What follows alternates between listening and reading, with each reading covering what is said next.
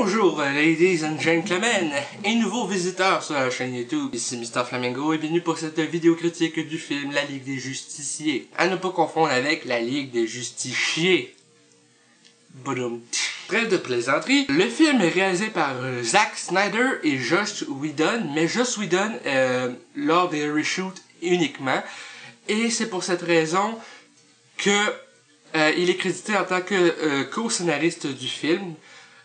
Parce que Zack Snyder, en tout cas, s'était retiré en mars de cette année à cause du suicide d'une de ses filles. De sa fille plutôt, parce que je pense qu'il y a genre 7 ou 8 enfants, ce gars-là. D'unions différentes, enfin bref.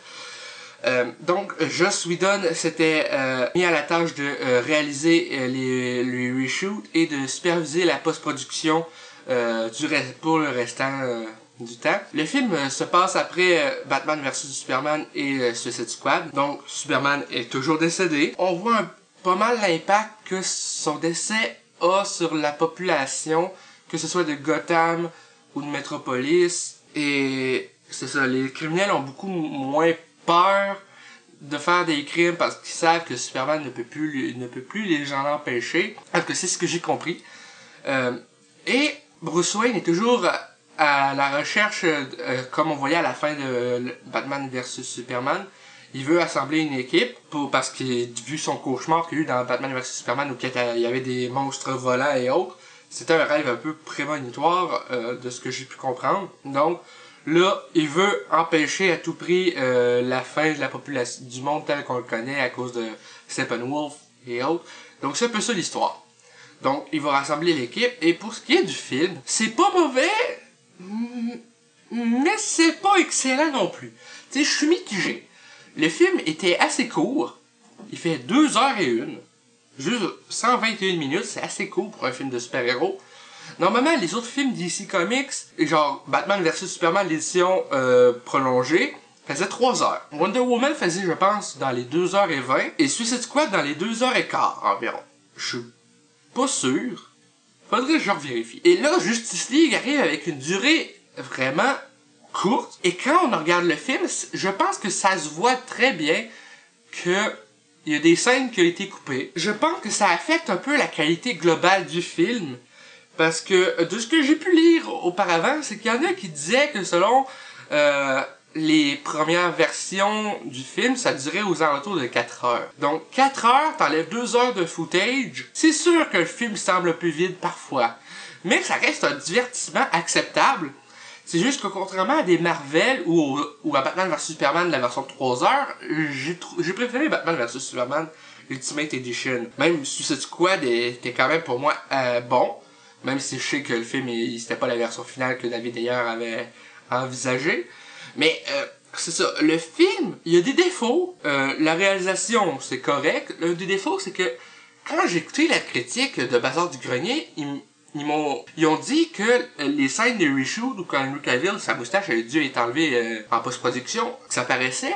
Là, j'ai fait attention à ça, puis il y a des passages que non, ça veut dire que c'est des passages filmés originalement, et que les passages où ça paraît moins naturel, je trouve que ça paraissait également, mais c'est parce que j'ai fait attention suite aux commentaires. Mais à part de ça, parce que tout le monde sait normalement que Superman revient dans le film, mais je trouve que bizarrement, non, pas bizarrement, je trouve que c'était cool de revoir Superman dans le film. Le seul truc, c'est quand on le voit en costume, il y a plus le chest brisé à cause du combat dans Batman vs Superman. Tu sais, son costume il est comme neuf. Donc peut-être qu'il y avait une scène coupée où Martha réparait le costume, je n'en ai aucune idée. Mais je pense que ça aurait été cool de voir un peu, je sais pas, ne serait-ce que une scène où Martha recoud le costume parce qu'elle sait que Clark va en avoir besoin. Ça aurait été assez cool. Sinon, les événements où que Bruce Wayne recrute les Aquaman, Cyborg, Flash, c'est bien, parce que le film en 2 heures a une lourde tâche. Il doit amener de façon assez intelligente et cohérente le fait que Bruce Wayne recrute et que leur introduction soit correcte et assez complète.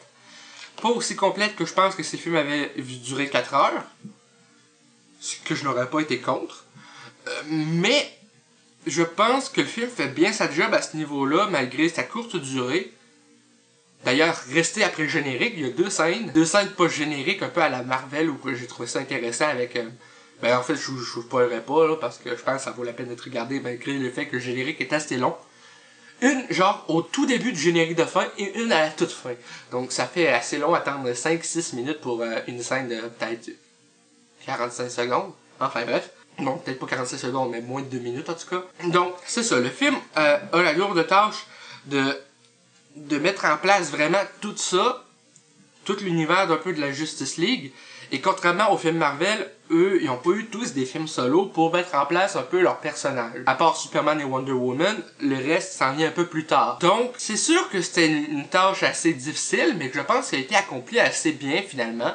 Et le jeu des acteurs, encore est excellent. La réalisation, je pense que ça se ressent un peu quand on voit des scènes où c'est des reshoots. Notamment, pour moi, j'ai vu une différence dans les cheveux de Ben Affleck au long du film. C'est qu'il y a des scènes où il y a plus de grisâtre ses côtés, son personnage de Batman, quand il est en Bruce Wayne, qu'il y a plus de grisâtre ses côtés. Et des scènes où il n'a pas. Donc j'ai l'impression que les scènes où il n'a pas, c'était des reshoots qui ont négligé ce petit détail. Encore là, ça peut être moi qui ai une mauvaise perception des choses. Mais sinon, j'ai trouvé vraiment tout acceptable, une bonne réalisation, un scénario qui tient la route malgré un peu que dès que Superman arrive pour le combat final, ça devient assez rapide parce qu'ils l'ont tout arraché auprès de Steppenwolf qu'on dit, ouais. Et dès que Superman arrive, là, ça se termine assez rapidement, mais aussi c'est pour nous faire remarquer que Superman est un surhomme aussi. C'est ça qui était intéressant à voir. Le film a 39% d'avis positifs sur Rotten Tomatoes. Je comprends les avis mitigés, mais je pense que le film aurait pu davantage être dans les 60%. Au moins, parce que le film, oui, il y a des défauts, mais il est surtout... Tu sais, il y avait une lourde tâche, mais qui a accompli pareil de très bonnement. Et c'est pour ça que je pense que le film mérite plus que les 39% d'avis positifs, qui étaient au départ 36 lorsque le film est originalement sorti. Mais c'est ça, j'ai vraiment aimé.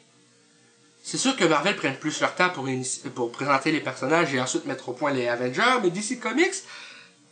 Initialement, de ce que j'ai pu comprendre, c'est que le Green Lantern, sorti en 2011, devait être le premier film du DC Universe, mais vu la réception au box-office et autres, ils ont préféré annuler ça et faire un reboot du DC Extended Universe avec Man of Steel. Donc c'est ce que j'ai compris, ça se peut que je me trompe.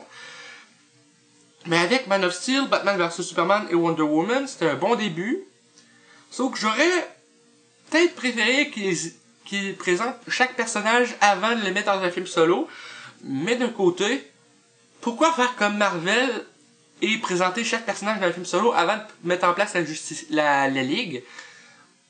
M'a dit, ok, l'histoire est justement... en fait, je vais arrêter de me répéter parce que je pense que je me répète depuis tantôt. Donc ça va être tout pour cette vidéo critique de la Ligue des Justiciers.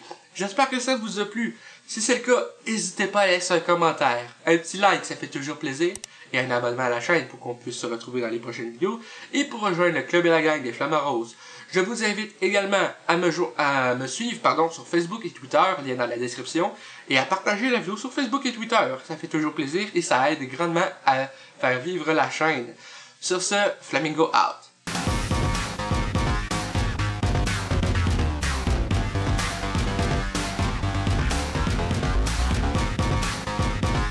Hey le grand, c'est quoi que t'attends pour t'abonner, sacrament?